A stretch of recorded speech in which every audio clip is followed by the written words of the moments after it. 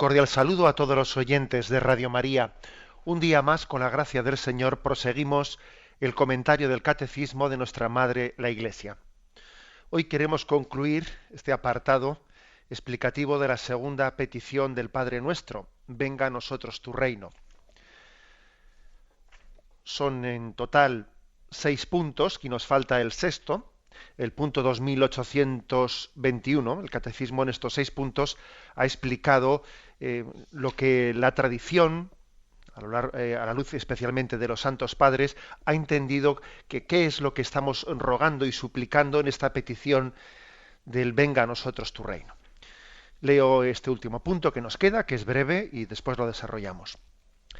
Esta petición está sostenida y escuchada en la oración de Jesús, capítulo 17 de San Juan, presente y eficaz en la Eucaristía.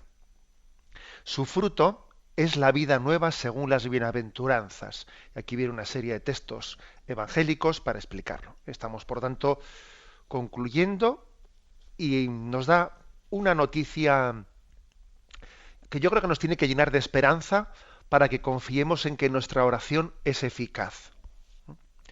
Se nos dice que esta oración, esta petición, venga a nosotros tu reino, está sostenida por la oración de Jesús.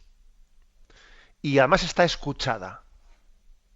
O sea, Jesús nos ha precedido en esa petición, y además también, al mismo tiempo, Él es el que la pide y Él es el que la acoge nuestra súplica. Y se nos dice que está presente y eficaz cada vez que celebramos la Eucaristía. Fijaros, por ejemplo, como cuando celebramos la Eucaristía, después de la consagración decimos: anunciamos tu muerte, proclamamos tu resurrección, ven Señor Jesús. Es decir, la celebración de la Eucaristía es la elevación al sacramento de esta petición del Padre Nuestro. Estamos elevando a la categoría de sacramento esta petición. Ven Señor Jesús. Celebrar la Eucaristía es realizar de una forma eficaz lo que pedimos en esta oración. Estamos pidiendo que venga, ¿no? Que venga sacramentalmente como la antesala de su venida definitiva, de la venida definitiva de ese reino de Dios. Bien, vamos por partes. Se nos remite a un punto anterior, el punto 2746, en la que se hablaba de esa oración de Jesús. Si recordáis, explicamos en su tiempo un poco con detenimiento esto: por la oración de la hora de Jesús se entiende especialmente el capítulo 17 del Evangelio de San Juan. Dentro de esa plegaria de Jesús después de la última cena, son unos capítulos en los que se extiende con detenimiento San Juan. Jesús se explaya en ese discurso después de la última cena. Dice así: cuando ha llegado su hora, Jesús ora al Padre. Su oración, la más larga transmitida por el Evangelio, abarca toda la economía de la creación y de la salvación, así como su muerte y resurrección. Al igual que la Pascua de Jesús, sucedida una vez por todas, permanece siempre actual. De la misma manera, la oración de la hora de Jesús sigue presente en la liturgia de la Iglesia. Esta es una oración muy especial, esa plegaria que hizo Jesús por los suyos. Padre, ha llegado la hora. El momento en que Jesús sabe que ha llegado su hora, la hora suprema de entregar su vida al Padre, allí tiene lugar una oración de intimidad que San Juan, por aquello de que estaba él muy cerca de Jesús, él es el que había reclinado su cabeza en el costado de Cristo, y por eso él ha acogido de una manera muy especial, a diferencia de los otros evangelistas, ¿no? Es él el que ha recogido esta intimidad de la hora de Jesús, de cómo Jesús oraba al Padre, porque él era especialmente íntimo de Jesucristo. Padre, ha llegado la hora, glorifica a tu Hijo, te pido por los que me has encomendado para que no se pierda ninguno de ellos, etcétera. Es esa oración recogida en el capítulo 17 del Evangelio de San Juan, que os recomiendo muy especialmente.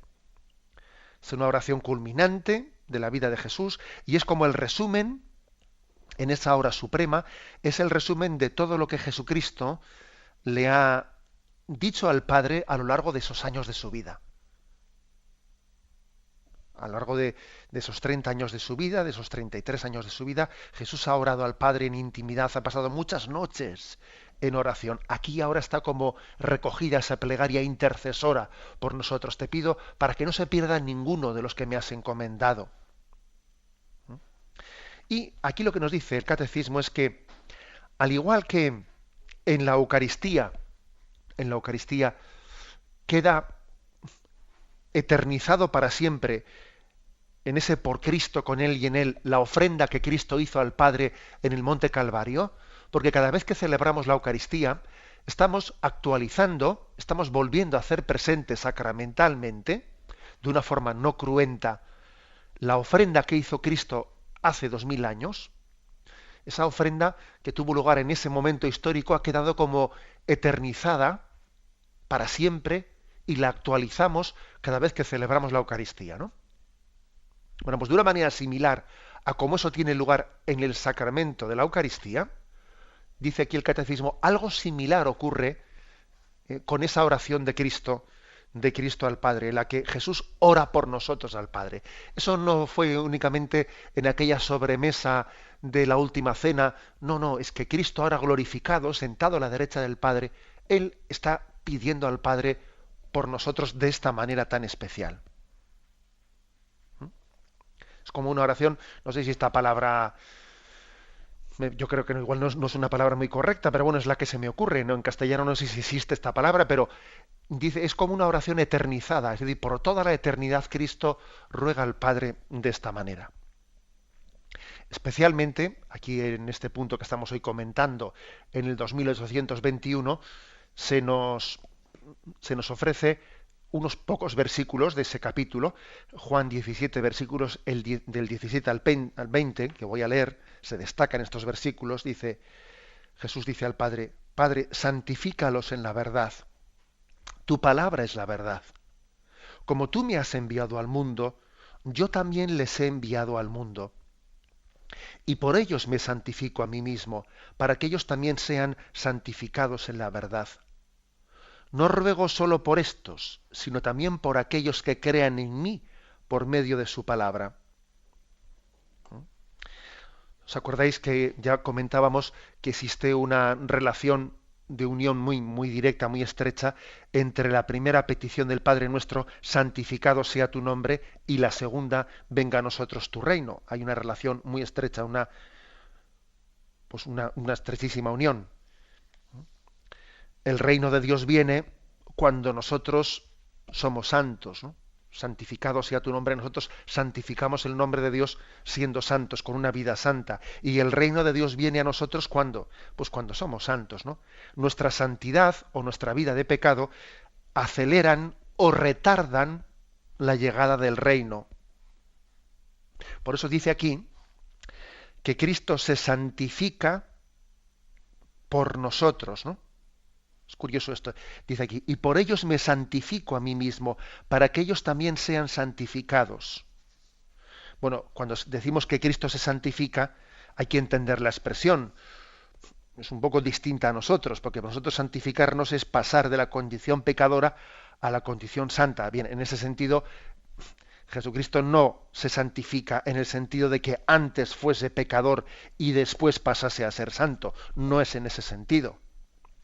Cuando se dice yo por ellos me santifico a mí mismo, quiere decir, bueno, pues que lo que dice aquel pasaje famoso de Jesús cuando se pierde en el templo y después vuelve a Nazaret con los suyos y dice Jesús crecía en estatura, en sabiduría y en gracia. O sea, Jesús también crecía en gracia. El Verbo encarnado en esa humanidad, claro, como Dios no puede crecer. Él como Dios que es, Dios ya lo tiene todo, ¿eh? Pero como hombre que es, porque es Dios y es hombre al mismo tiempo, como hombre Jesús sí puede crecer y crece de hecho, ¿no? Crece en estatura, en sabiduría y en gracia. Y en ese crecimiento en gracia se puede decir que Cristo se santifica, crece en gracia. Y dice, yo por ellos me santifico a mí mismo, para que ellos también sean santificados. O sea que Él ha ligado el santificarse por nosotros. Lo ofrece al Padre por nuestra propia santificación. Y esto es una gran lección para nosotros, porque, por ejemplo, un párroco, ¿qué puede hacer para que venga el reino de Dios a su parroquia? Santificarse él para que sus parroquianos sean santos. O sea, no es decir, no, voy a ser muy cumplidor, voy a ser muy ordenado, voy a intentar tener la parroquia perfectamente ordenada, limpia, con un ordenamiento exterior. No, no, así, ojo, mira, así solo no vas a conseguir que venga el reino de Dios a tu parroquia. Ofrece por la santificación de tus fieles tu propia santificación. Yo me santifico para que ellos también sean santos. O sea, es decir, la forma que tenemos para que venga el reino de Dios a nuestro alrededor es ofrecer nuestra propia santificación, ¿no? Como la ofrenda más agradable a Dios en favor de nuestros hermanos. Y he puesto el caso de un párroco y una parroquia, pero pongo el caso de un padre de familia. Vamos a ver, ¿qué puede hacer el padre de familia o la madre de familia?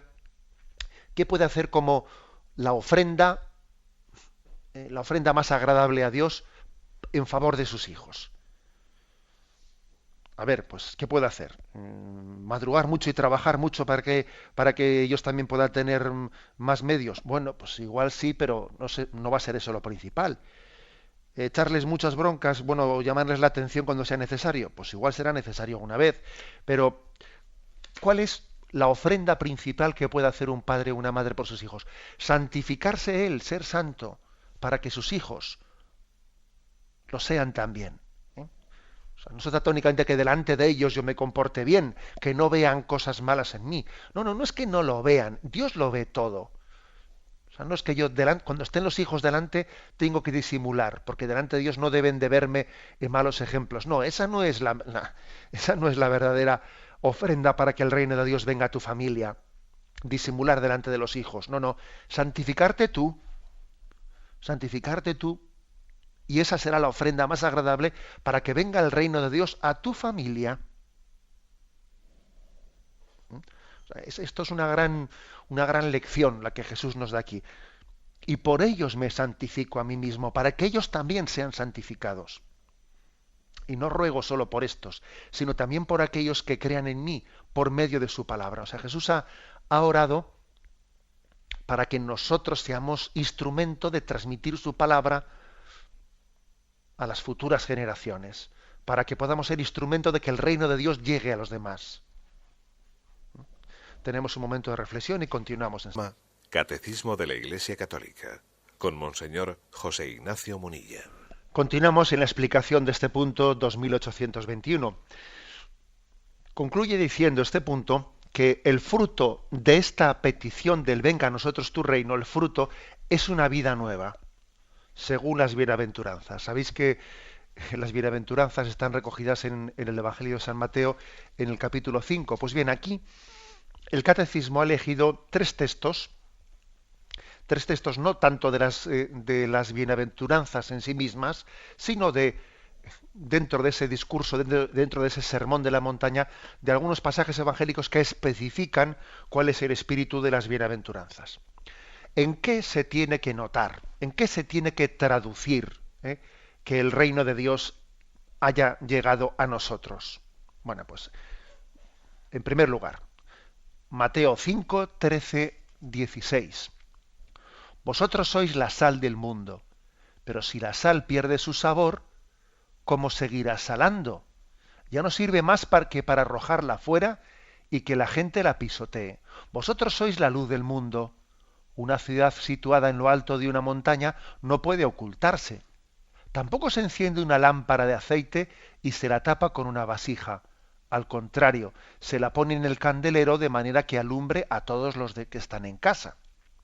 Pues así debe de alumbrar vuestra luz delante de los demás, para que viendo el bien que hacéis, alaben a vuestro Padre Celestial. Por lo tanto, una consecuencia en la que se tiene que traducir la llegada del reino a nosotros es que seamos sal y que seamos luz. Hacemos una pequeña una pequeña exégesis, una pequeña explicación y aplicación concreta de qué es ser sal y qué es ser luz, ¿no?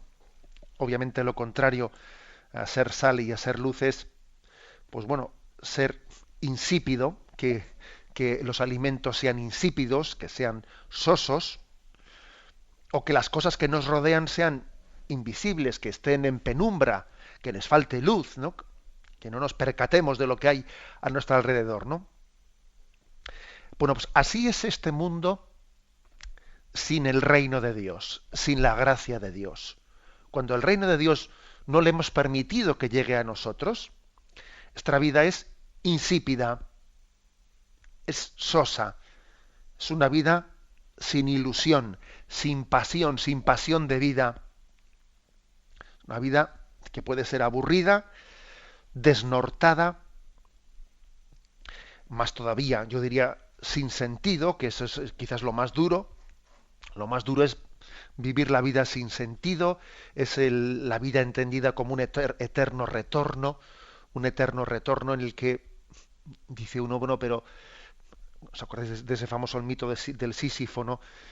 De aquel hombre que tenía que subir una piedra cilíndrica a lo alto de un monte y empujaba, y era un monte que según subía la ladera cada vez era más empinado y más empinado, y entonces cuando ya estaba a punto de llegar a la cumbre, ya no pudiendo sostener el peso de esa piedra cilíndrica, se cae de nuevo hasta abajo, vuelve a bajar, vuelve a intentar subir y cada vez le faltan más fuerzas, y es un querer pero no poder, un intentar y no lograr. La vida es una pasión inútil, ¿eh? Como Camus dice, ¿no? El autor de, bueno, la vida sin esa, ¿no? Sin esa sal y sin esa luz parece una pasión inútil. Incluso con un riesgo muy grande en ese pesimismo y en ese verlo todo negro, en ese no tener luz para ver el sentido de la vida, pues un peligro muy grande de desesperación, de tedio, de desesperación, ¿no? De pesimismo. Es así. Sin embargo, cuando llega el reino de Dios a nuestra vida, cuando llega esa luz y esa sal que nos permite no ver la realidad, en el fondo es la misma realidad la que nos toca afrontar, pero es bajo otra perspectiva. Las dificultades son las mismas, las cruces son las mismas, pero con la gracia de Dios, con la llegada del reino, hay otro sentido, hay otra esperanza para afrontarlo todo. No es que el cristiano tenga una especie de chollo, si me permitís la expresión, un chollo que a él no le tocan las cruces, a él no le tocan las dificultades. No es eso. Pero es vivir la misma vida, pero con una luz distinta, con un sabor distinto. Me estoy acordando de esa película que seguro que habremos visto todos tantas veces, ¿no? Esa película de Qué bello es vivir, que creo que era una película ahí entre los años 40 y 50, que siempre se suele poner, o se solía poner, el día de Navidad en muchas cadenas televisivas, ¿eh? Una película que quiero recordar que era dirigida por Frank Capra, que el protagonista era James Stewart.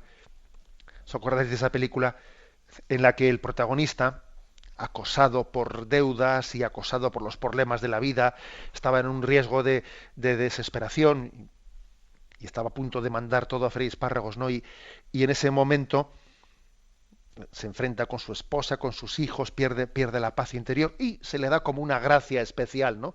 Una gracia de que un ángel le lleva a volver a ver su vida desde el principio, pero como si él no hubiese nacido, ¿no? Entonces él es como una gracia especial en la que él puede comprobar, puede experimentar, pues la gracia y los dones de Dios, el don que es vivir, el don de la vida como una gracia de Dios. O sea, le permite percibir la vida bajo el concepto de el don de Dios, ¿eh? El concepto del don de Dios. Bueno, se me ha ocurrido este ejemplo, los ejemplos, como siempre os digo, que lo coja el que le ayude y el que no, que lo deje. Esto es lo que supone, es vivir la misma vida, pero siendo sal y siendo luz. Afrontar la vida bajo otra perspectiva, bajo la perspectiva de la gracia de Dios. Hay esperanza en medio de las dificultades. Es darle sabor a la vida, darle esperanza a la vida, darle luz a la vida. Un matiz, un matiz. La sal y la luz no pueden ser excesivas, porque fijaros, si una luz fuese muy grande, pues uno se cegaría y no ve nada, ¿eh? Y si la sal fuese excesiva, pues entonces ya perdería, ya no tendría sabor los alimentos, porque estaría todo tremendamente salado y no veríamos, ¿no? No seríamos capaces de apreciar el sabor natural de las cosas. Tienen su proporción justa, ¿m? La sal y la luz, su proporción justa. Algo así pasa también en este reino de Dios que llega a nosotros. Es un reino de Dios que nos da nos da su gracia, pero al mismo tiempo no nos ciega, ¿eh? No nos ciega. Me estoy acordando de ese pasaje de San Pablo que dice: pedí por 3 veces al Señor que me fuese quitado ese aguijón que aguijoneaba mi carne, ¿no? Y se me respondió: te basta mi gracia, sigue adelante. Es decir, el reino de Dios no es que nos quite las dificultades, ¿no? Pero nos da la gracia suficiente, nos da la luz suficiente para seguir luchando en la vida con sentido, con esperanza. Es una proporción justa, es decir, el cielo sí, en el cielo será la luz completa, la luz definitiva, la luz total, ¿no? Aquí, sin embargo, mientras que caminamos en esta vida, el Señor nos hace caminar humildemente, ¿no? Es una proporción humilde, justa de la gracia que nos permite decir qué hermosa es la vida, qué bonita es la vida, ¿no? Qué rica, qué sabrosa es. Y por cierto, cuando uno ve las cosas, tiene hasta el riesgo de decir: mira, mira qué hermoso es esto, mira, sí, pero no nos damos cuenta que es la luz humilde la que te permite verlo. Y nadie se fija en la luz, pero si no llega a ser por la luz, tú no estarías viendo eso. Y cuando uno dice: qué rico está este alimento, uno no se da cuenta que es la sal que pasa desapercibida la que te permite decir: qué rico está esto. Algo así pasa con la gracia de Dios, que a veces no nos percatamos de ella, pero es la que nos permite decir: qué bello es vivir, qué bello es vivir. No nos damos cuenta que hay sal, no nos damos cuenta que gracias a la luz estamos viendo, pero es la gracia de Dios la que nos permite decir: qué bello es la vida, qué don de Dios. Por eso la conclusión, ¿no? La conclusión de esta, bueno, pues de este consejo evangélico de ser sal y de ser luz es el atrevernos a ser diferentes. Atrévete a ser diferente. ¿Mm? No seas soso, ¿eh? No seas insípido. ¿Mm? No te secularices. No te pierdas en la masa, no te disuelvas en la masa, ¿no? No te secularices, no te ajustes a este mundo, sino transfórmate por la renovación de la mente. ¿Eh? ¿Qué dice San Pablo? Y no os ajustéis a este mundo, porque si la sal se vuelve sosa, pues entonces somos más de lo mismo. Somos más de lo mismo. Si nosotros también acabamos perdiendo luz, pues entonces somos una sombra más entre las sombras, ¿no? Lo que dice San Pablo: no os ajustéis a este mundo, sino transformaos por la renovación de la mente, por la renovación de la gracia. ¿Eh? O sea, ser sal y ser luz es también un reto a brillar en medio de las sombras y a dar sabor de vida en medio de lo insípido. En resumen, es uno de los signos de la llegada del reino de Dios a nuestra vida es que cuestionemos el mundo que nos rodea. O sea, que el cristiano vive en el mundo, pero es distinto a este mundo. Es distinto. Y da un testimonio de que contrasta. No tenemos que tener miedo al contraste. Más bien lo que nos tiene que asustar es que no se nos distinga en absoluto, que pasemos totalmente desapercibidos porque nuestro sentir, nuestro pensar, acabe siendo pues el mismo que el del espíritu de este mundo. 2821, en él se nos dice que esa llegada del reino de Dios tiene como fruto una vida nueva. Y se nos ofrecen unos textos evangélicos. El siguiente que nos toca comentar es Mateo 6:24. Mateo 6:24 que dice: Nadie puede servir a dos amos al mismo tiempo, porque aborrecerá a uno y apreciará al otro, será fiel al uno y del otro no hará caso. No podéis servir al mismo tiempo a Dios y al dinero. Bueno, otra consecuencia de esa llegada del reino de Dios. El reino de Dios tiene un rey. Cristo es nuestro rey. Jesucristo Rey, esa fiesta litúrgica que celebramos, nos recuerda que nuestro corazón no puede tener dos señores. Nunca ha existido una monarquía con dos reyes. No, eso es guerra. Si en una monarquía hay dos reyes, hombre, serán el rey y la reina, pero son matrimonio. Pero si en un sitio hay dos que se coronan rey, ya tenemos guerra civil. Bueno, pues apliquemos esta imagen. No puede haber dos reyes dentro de nosotros. Nuestro corazón no puede tener dos señores. O sea, no se puede ocuparse de este mundo poniendo en él su corazón. Estamos llamados a tener una libertad afectiva, vivir en el mundo, entregarnos a la transformación de este mundo, pero teniendo nuestro corazón solamente en Dios. Por lo tanto, la llegada del reino de Dios nos tiene que dar esa libertad afectiva tan grande. De luchar por esta vida, creced, multiplicaos, dominad la tierra, poseer sin ser poseídos por ella. Poseer sin ser poseídos. Trabajar sin que eso nos cree una especie de esclavitud hacia el trabajo, esclavitud hacia el dinero.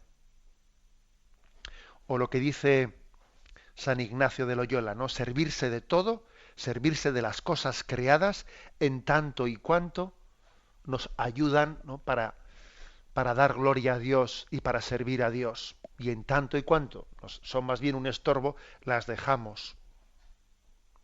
Esto significa que la llegada del reino supone que solo tenemos un rey, que nuestro corazón, o sea, afectivamente únicamente descansa en Dios. Jesús nos enseña, nos habla claramente del peligro de las riquezas, que tienen una capacidad increíble de ejercer un señorío, un falso señorío sobre nosotros. Que tenemos la capacidad de que la criatura nos aparte del Creador. Es increíble, pero eso puede ocurrir. Cómo nos distraen, cómo pueden llegarle a robar a Dios ese señorío, ese reinado que debe de tener entre nosotros. Por lo tanto, he aquí otra consecuencia práctica. Un desprendimiento de los bienes creados, de manera que afectivamente hablando nuestro corazón esté en Dios. Seguimos adelante. Y finalmente este punto del catecismo nos ofrece otro texto, Mateo 7 del 12 al 13, como otra consecuencia concreta, otro fruto concreto de esa llegada del reino de Dios a nuestra vida. Mateo 7, versículo del 12 al 13, que dice así. Bueno, son dos versículos con dos afirmaciones distintas y por lo tanto los voy a distinguir. El primero es Mateo 7, versículo 12, dice así: Portaos en todo con los demás como queréis que los demás se porten con vosotros. En esto consiste la ley de Moisés y las enseñanzas de los profetas. Es la famosa llamada regla de oro. La regla de oro que en algunos pasajes se formula en sentido negativo, pero aquí se formula en sentido positivo, que es mucho más. El sentido negativo es: no hagas a los demás lo que no quieras que te hagan a ti. Pero en sentido positivo todavía dice más, ¿no? Dice: pórtate con los demás como te gustaría que se portasen contigo. Ya no solo en no hacer cosas malas, en no hacer el mal, sino en hacer el bien. Es más, claro. Bueno, este es otro signo concreto de la llegada del reino de Dios a nosotros. El reino, como también el propio nombre indica, El reino nos refiere a una comunidad. Un reino no lo forma uno solo, ¿eh? En el reino hay los habitantes del reino, no, o sea, está formado por una comunidad. Y por lo tanto, la llegada del reino pasa por salir de nosotros mismos y por tener conciencia de que formamos parte, ¿no?, de esa comunidad de los habitantes de ese reino. O sea, pasa por una ruptura de nuestro individualismo. Y solo se puede salir de uno mismo amando. O sea, no hay otra forma de salir de nosotros mismos, de romper el cascarón de nuestro individualismo, que amando. Podríamos llegar a decir que el reino de Dios es un estado, un estado en el que unos viven pensando en los otros. Viven pensando en los otros. Tienen la capacidad de descentrarse de sí mismos. De descentrarse de sí mismos. Esto es tan importante, es una consecuencia de esa llegada del reino de Dios, el que nos descentremos de nosotros mismos, ¿no? La superación del egoísmo como planteamiento de vida, en la que todo gira en torno a mí, yo y yo y yo. En el fondo, yo creo que es un pequeño infierno, ¿eh? El reino de Satanás, podríamos decir que es un egoísmo pleno y absoluto, es todo girar en torno a nosotros mismos. El infierno será eso, ¿eh? El infierno será el egoísmo pleno y el sufrir entre nosotros, ¿no?, ese egoísmo insufrible. Y sin embargo el reino de Dios es el don por el que uno es feliz haciendo felices a los demás. Por eso muchas veces me habéis escuchado que yo creo que lo más semejante, ¿no?, que podemos tener el reino de Dios en nuestra vida, pues es la familia, en la que Dios nos da un don muy grande de olvidarnos de nosotros mismos y hacer felices a los demás, de la misma manera que es una tortura cuando en la familia no tiene lugar tal cosa, cuando en la familia no hay esa generosidad que brota, yo creo que casi por naturaleza, ¿no?, de ser felices, haciendo felices a los demás. Eso es una pequeña tortura. Una familia en la que reina el egoísmo es algo totalmente contradictorio, antinatura. Antinatura. Bien, esta es por lo tanto una característica. Y el versículo 13, el siguiente, ¿eh?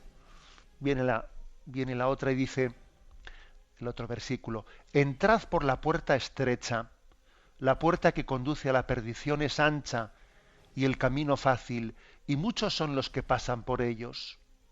En cambio es estrecha la puerta y angosto el camino que lleva a la vida. Versículo 13 nos habla pues de la puerta estrecha y de la puerta ancha. Y se nos advierte que el reino de Dios nos da el don de pasar por la puerta estrecha. Bueno, si os acordáis, ese famoso pasaje de San Mateo, capítulo 11, donde está hablando de Juan Bautista,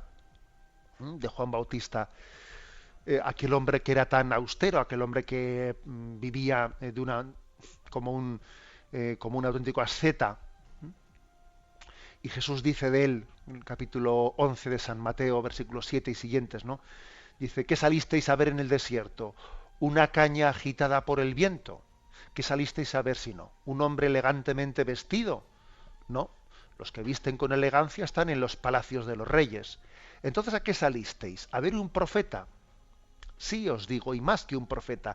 Este es de quien está escrito: he aquí que yo envío mi mensajero delante de ti, para preparar delante tu camino. En verdad os digo que no ha surgido entre los nacidos de mujer uno mayor que Juan el Bautista. Sin embargo, el más pequeño en el reino de los cielos es mayor que él. Ahora escuchad esto. Desde los días de Juan el Bautista hasta ahora, el reino de los cielos sufre violencia, y los esforzados lo arrebatan. Es decir, se nos pone el ejemplo de Juan Bautista como aquel que entra por la puerta estrecha, porque el reino de Dios sufre violencia y solamente los esforzados son capaces de arrebatarlo o de entrar en ese reino de Dios. Se nos está pues dando una pauta muy importante, una pauta muy importante. El entrar por la puerta estrecha es también el de hacerse violencia a sí mismo. Lo que decía San Ignacio de Loyola, el agere contra, el saber hacer contra a nosotros mismos. ¿Eh? Si nosotros nos dejamos llevar por nuestra espontaneidad, por nuestros impulsos, por nuestras pasiones, pues ya sabemos lo que brota de ellas. Brota egoísmo, todo mío, todo para mí. Es curioso, ¿no? Que a los niños en toda su inocencia, sí, inocentes, de acuerdo, pero el niño, si le dejas a su propio impulso, lo que le sale decir es esto es mío, esto es para mí, y le tienes que educar muy mucho y con mucha paciencia para que aprenda a decir, toma, esto para ti. Bueno, eso ya es un triunfo, que diga eso es un triunfo.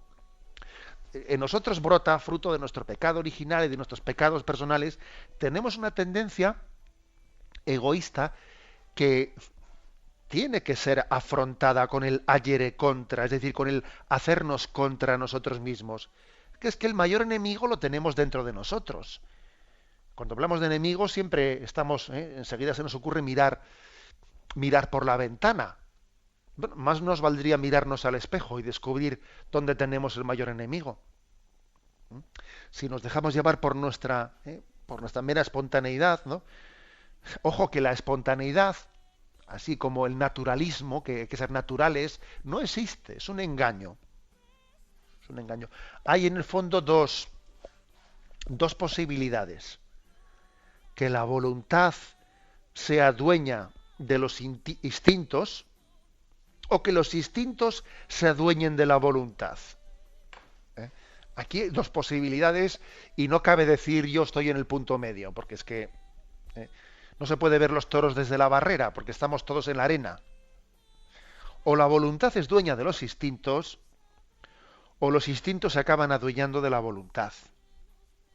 Por eso este pasaje dice, entra por la puerta estrecha, porque ancho es el camino que lleva a la salvación. Es como decir, cuesta abajo, es muy fácil ir cuesta abajo, basta dejarse rodar.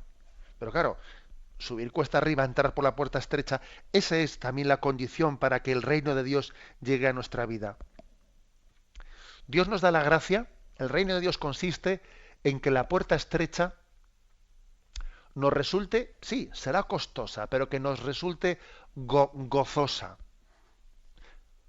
Porque mi yugo es llevadero y mi carga es ligera, dice Jesús. El camino del seguimiento de Jesús será costoso. Siempre es más fácil ir cuesta abajo. Siempre es más fácil entrar por la puerta ancha en vez de por la puerta estrecha. Será costoso, pero el reino de Dios, la gracia de Dios, hace que sea gozosa. Y por lo tanto posible. Y con su gracia podemos.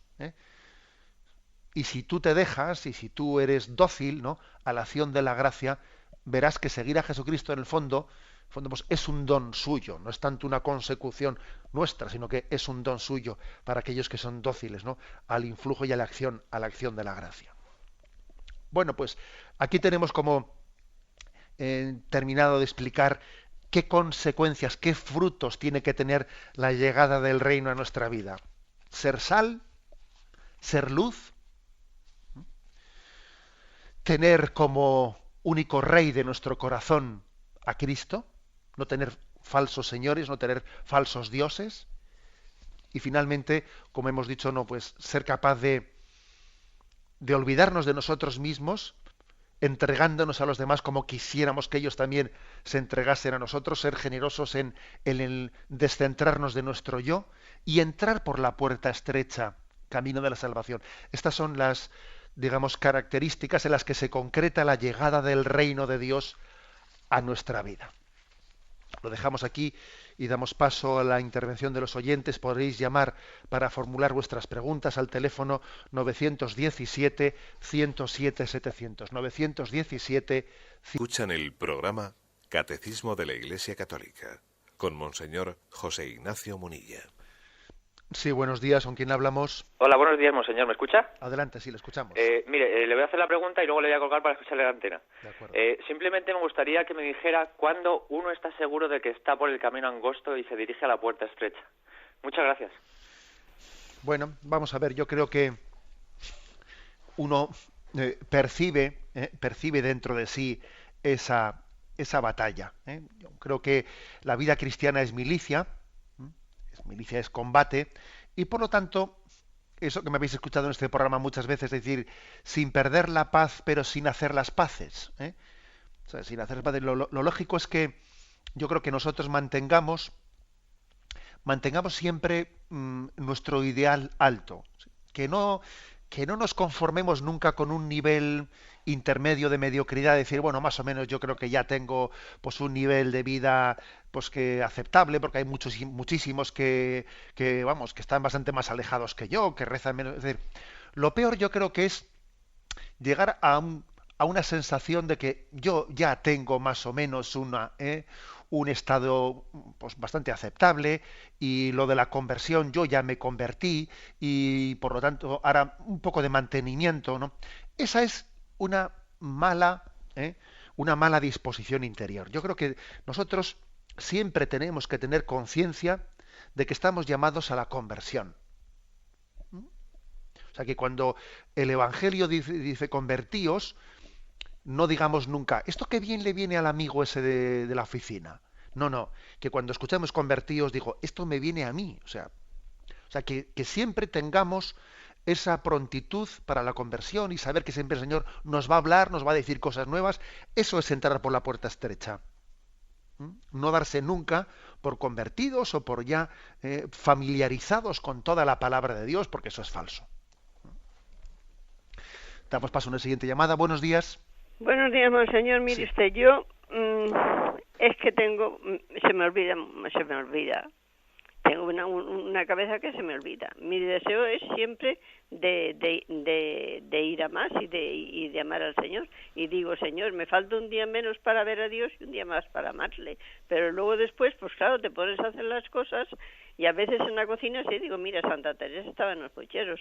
Pero no sé que la oración, pues que no la hago bien. Que no la hago bien porque me distraigo y porque no tengo esa oración contemplativa, ni mucho menos. Y yo ya tengo pues muchos años, tengo 78 años, y yo mi vida pues ha sido siempre pues con Dios, con Dios. Entiéndame, yo he tenido mucho fracaso porque he sido religiosa, tuve que salir, yo tengo un misterio que no sé, y claro, y ahora, pues yo lo oigo a usted, ayer lo oí y anoche pues que no me podía acordar de lo que había dicho. De acuerdo, le digo una palabrita. Mire, vamos a ver, yo creo que lo que dice la oyente, seguro que habrá más de uno que se aplica eso, especialmente pues las personas de edad, ¿no? Y es frecuente, yo recuerdo en muchas visitas que hacía como párroco a los enfermos, que algunos, especialmente de edad avanzada, sufrían porque en ese momento un poco culminante de su vida, que se acerca el momento de presentarse delante de Dios, pierden agilidad mental, pierden memoria, y entonces dicen, ay, las oraciones las estoy perdiendo, y comienzo a rezar y acabo totalmente despistado, y escuché una charla muy bonita, pero luego al cabo de un rato dije, qué bonita es, pero yo no me acuerdo de nada de lo que he oído, y entonces sienten como una especie de inseguridad, ¿no? O sensación de que las cosas las hacen mal, las hacen chapuceramente, etcétera, etcétera. Y creo que hay que quitarse eso de encima, porque en el fondo, cuando uno se piensa que la oración la hace bien, porque se le ocurren muchas ideas bonitas, muchas ideas brillantes, porque he hecho un rato de oración y qué bonita me ha salido, y he notado muchas ideas que le he dicho a Jesús, nos estamos equivocando y pensamos que la calidad de la oración depende de mis palabras. Y no es así. Cuando Dios nos despoja de una memoria ágil, y cuando sí, es así, ¿no? Y nos vemos delante del Señor, y uno comienza diciendo, mira, Señor, pues estoy más cerca de ti, un día más cerca de ti, como ha dicho la oyente, ¿no? Que me ha parecido muy bonito eso, ¿no? Estoy un día más cerca de ti, mira, un día más que te he amado en esta vida y un día menos que me queda para estar contigo. Bueno, pues mire usted, aunque luego no se acuerde de más cosas, aunque no le salgan las palabras, pero si usted ya con eso lo ha dicho todo, o sea, es decir, la oración más perfecta no es la que le dice muchas cosas a Jesús, sino la de saber estar con él y tener paz y descansar. Es decir, Señor, estoy contigo, estoy en tu presencia, no sé qué decirte, pero no tengo o sea, estoy seguro que no podría estar con nadie mejor que contigo como estoy contigo. Y descanso en tu presencia, como un perrillo que se pone a los pies de su amo que está sentado en el sillón, se pone el perrillo junto a él, e igual no entiende nada de lo que su amo está leyendo en el periódico, pero está con su amo y eso le basta. ¿Mm? Bueno, por lo tanto, yo le digo, no tenga usted sensación de que la oración la hace fatal por el hecho de que le falte memoria, por el hecho de que falte.